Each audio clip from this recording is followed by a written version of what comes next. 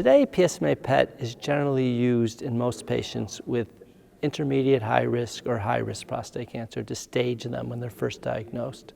Patients, even for patients who are considering surgery or radiation.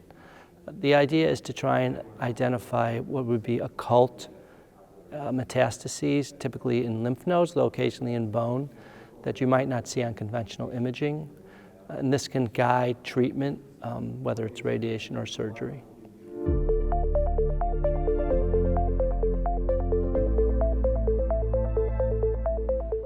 There's a number of guidelines for prostate cancer, and certainly for early stage prostate cancer imaging.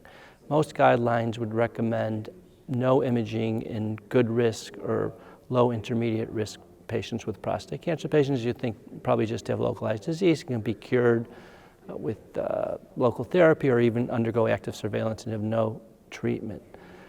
Then guidelines recommend imaging in those patients that are intermediate high risk or very high risk. There's different stratifications in terms of risk stratification.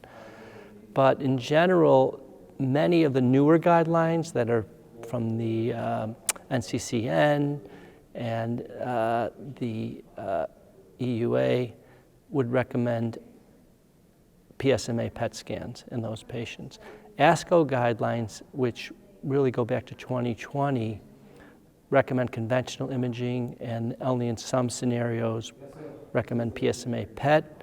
I think ASCO guidelines likely need to be updated because there's been a number of prospective trials showing the utility in detecting occult metastatic disease in patients with newly diagnosed prostate cancer using PSMA PET scan, and it's clearly superior to patients with to using conventional imaging of bone scans and CAT scans.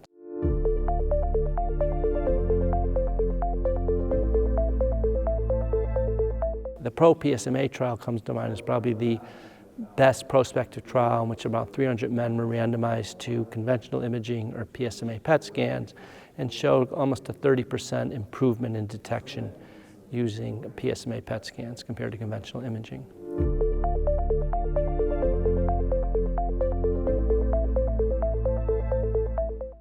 So there is still an issue of false positivity using PSMA PET scan. There are certain areas of the body that tend to be more likely to be false positive. Ribs on occasion, like isolated rib lesions, ganglia, sometimes the ureter is considered to be positive when it's not. So that speaks to having a very experienced radiologist who reads the PSMA PET scan, someone who's read a lot of them and knows some of these false positive areas. But I also think it speaks to that you need to also consider conventional imaging.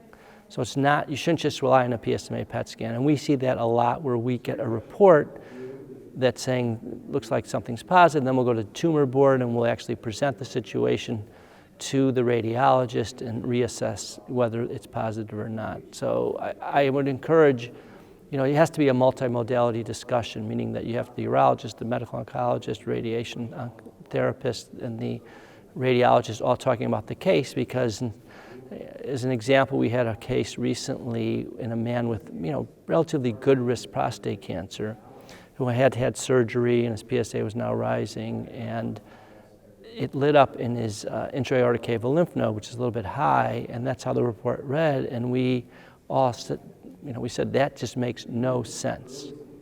So in this case, it was false positive, and we went over it again and talked to them and told them, what the situation. And then after reassessing the case, we realized it was probably not positive. It's probably just some spillover into bowel. So I think it's important not to just take the report and read it and say this is what's going on. You have to think of the whole clinical situation and use that to help guide you if does this make sense, that this is really a truly positive area of recurrence or metastasis.